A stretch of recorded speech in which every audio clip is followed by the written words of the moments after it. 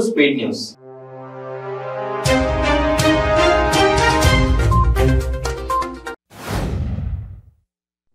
మొన్నటి ఘటన మరొక ముందే మళ్లీ విద్యార్థినులు ఫుడ్ పాయిజన్ తో అస్వస్థతకు గురయ్యారు. ఇప్పుడు 7 కాగా మొత్తానికి ఈ సంఖ్య 33కు చేరుకుంది. ఈ సంఘటన ఆదిలాబాద్ జిల్లా నేరడిగొండ కస్తూర్బా గాంధీ బాలికల విద్యాలయంలో జరిగింది. నాటి నుంచి నేటి వరకు కాంగ్రెస్ పార్టీ ఆలోచన విధానమే దేశానికి అన్నం పెడుతోందని ఎమ్మెల్సీ జీవన్ రెడ్డి అన్నారు. రాయకల్ పట్టణంలో ఆయన విలేకరులతో మాట్లాడుతూ గ్రామీణ నిరుపేద దళితులు, బలహీన వర్గాలు, వ్యవసాయ కూలీలకు ఉపాధి హామీ పథకం అన్నం పెడుతోందని అన్నారు. కడప జిల్లా పొద్దుటూరులో యువకులు రెచ్చిపోయారు. ప్రొద్దుటూరులో అర్ధరాత్రి యువకులు వీరంగం సృష్టించారు. యువకుల మధ్య మాట పెరగడంతో ఒక్కసారిగా రెచ్చిపోయిన యువకులు పరస్పరం దాడులకు దిగారు. కర్నూలు జిల్లా హోలగుంద మండలం గజ్జెహల్లిలో గొర్రెలు మృతి చెందాయి. పిల్ల కాలువ దాడుతుండగా కాల్వలో పడి 106 గొర్రెలు మృతి చెందాయి. పిసిసి మాజీ అధ్యక్షుడు శైలజానాథ్ తన సొంత నియోజకవర్గంలో పర్యటించారు. అనంతపురం జిల్లా సింగనమలలో పర్యటించిన ఆయన కొర్రపాడు వద్ద 13 కోట్లతో నిర్మిస్తున్న SC/ST మోడల్ స్కూల్ పరిశీలించారు. దేశంలో గంజాయి రవాణాలో ఏపీ ప్రథమ స్థానంలో నిలిచిందని బీజేపీ యువ మోర్చా అధ్యక్షుడు సురేంద్ర మోహన్ అన్నారు.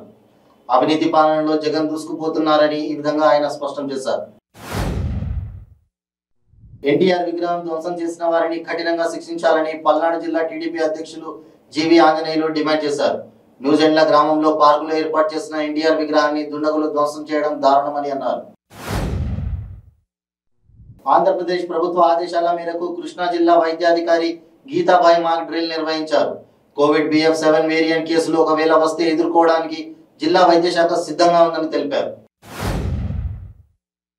పుత్తూరు మున్సిపాలిటీ పరిధిలో చిన్నరాజుకుప్పం వద్ద SVP సెట్ ఇంజనీరింగ్ కళాశాలలో జిల్లా యూత్ ఫెస్టివల్ ను మంత్రి రోజా ప్రారంభించారు.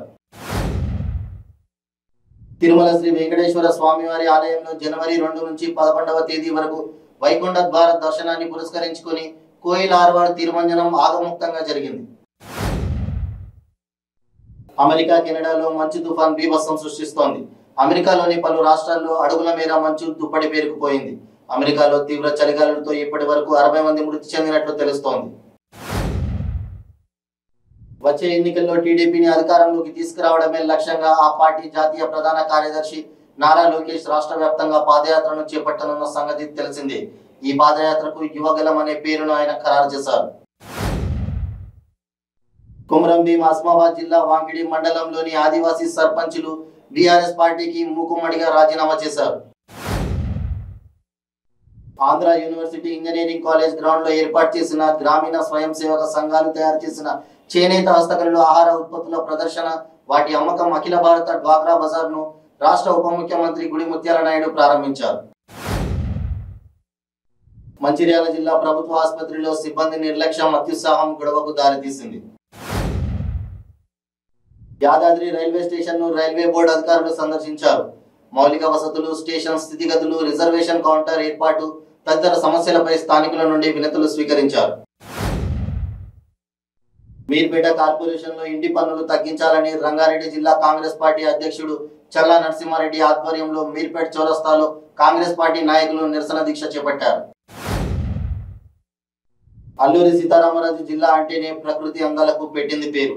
మన్యం ప్రాంతాలైన పాడేరు, వంజంగి హిల్స్ లో అబ్బురపరిచే రమణీయమైన దృశ్యాలు చూపరులను ఆకట్టుకుంటున్నాయి.